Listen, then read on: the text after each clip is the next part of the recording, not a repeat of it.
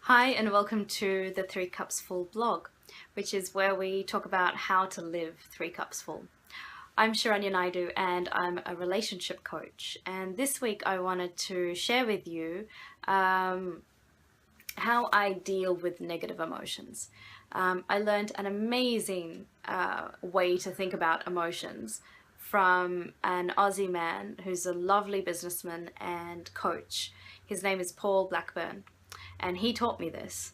He taught me that the 3 base negative emotions are anger, sadness, and fear.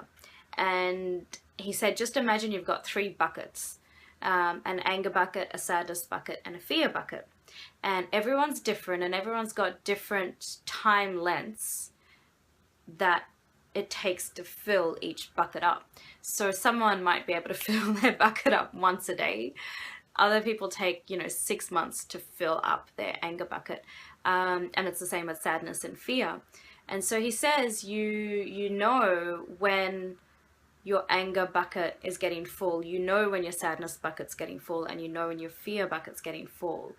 You start kind of losing a little bit of control over your emotions.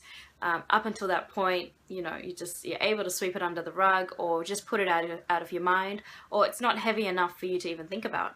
But as soon as these buckets start getting full, they start pulling your attention into it.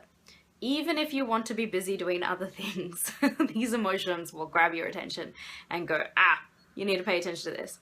And so, for example, with your anger bucket, when it is full and it's almost overflowing, and it's wanting to empty, you'll find that you'll start getting fidgety or, really abrupt with people and curt with people.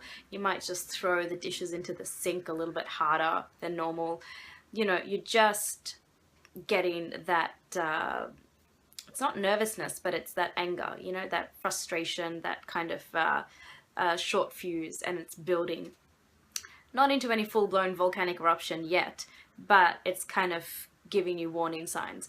And so if you don't have healthy ways to take care of these buckets, you probably have adopted unhealthy ways that you've observed from adults when you were younger, of how to deal with these buckets when they want to empty.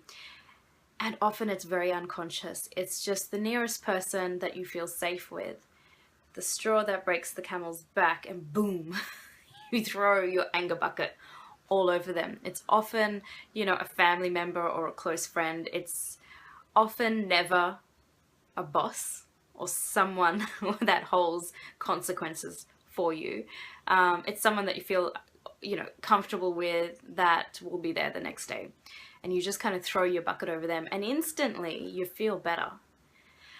Because you're like, I don't have to carry this anymore. You just feel like empty. You've emptied your bucket. And what I mean by emptying your bucket is you scream, you throw a tantrum, you get really angry, vocal about it, and you express it. But it's in a very unhealthy way.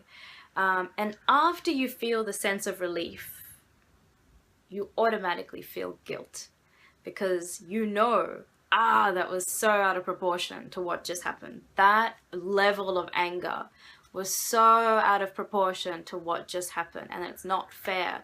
And then you feel really bad about yourself, and then you feel really guilty about what just happened, and the explosion that just happened. That obviously would upset the person around you. So sadness is the same, the straw that breaks the camel's back, and you'll be flooded with tears. And sometimes it'll happen in the supermarket, or in the car, or, straight after work, or sometimes during work, which is horrible, because that's the last place you need to kind of empty your bucket, where you're needing to be engaged in other stuff, and then the emotions are taking over. But when the bucket is full, it needs to empty, and it will empty anyway, because your body can only take so much. And so you'll know for yourself how often these buckets get full for you and filled for you. You might be a 6-month person when it comes to anger, but you might be a 2-week person when it comes to sadness.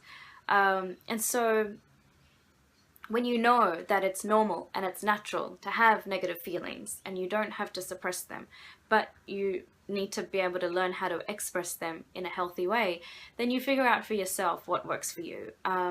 Whether it be with anger, you dive into a pool and you just scream it out, or whether you scream it out into a pillow, or whether you're in the car and you're screaming it out, it needs to be voiced. It needs to you can't just meditate on it because it needs to be expressed. You're in the car and you scream, and then you roll down the windows and you let all that energy out, and then you roll back up the windows, and it's all done. And in that way, you have not hurt yourself and you have not hurt anyone else, but you've dealt with it.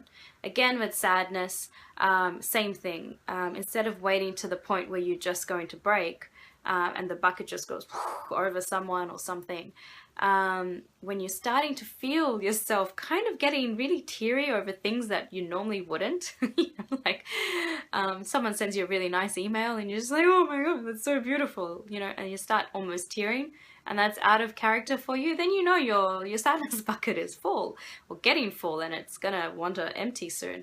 So, as soon as you go home, you just have a good cry and not attach a story to it. It's just that your sadness bucket is full, which means that through the days and the weeks and the months, small little things have made you sad, but not sad enough to worry about.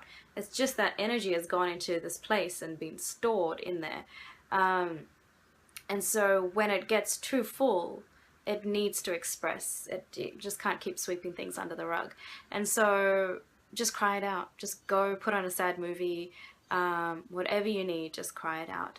Fear is a whole different ball game, and we'll need to explore that in a different video. It's going to take a little bit too long.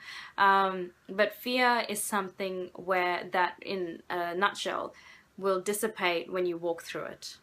And how to walk through fear is something we can talk about next week. But I hope that was helpful in terms of just understanding negative emotions and knowing that there are healthy ways to express it that do not harm yourself and do not harm others.